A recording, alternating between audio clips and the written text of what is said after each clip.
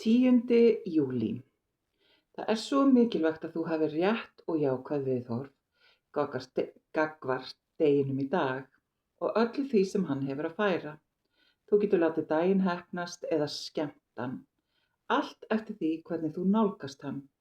Viðbrögð þín gagnvart því sem er að gerast geta gert gæfumuninn. Þegar viðhorf þitt er neikvætt og árásargjarnt, setur þú strax upp hindrun og skapar mótstöðu, finnur að og ásakar allt og aðra. Þú ert svo blindur að þér tekst ekki að sjá að þú átt sjálfur sökina, heldur gengur og finnst þér misboðið.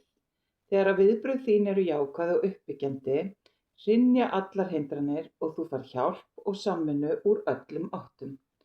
Ef þú hefur gert mistök, játaðu það, segðu að þér þyki það leitt og haltu áfram.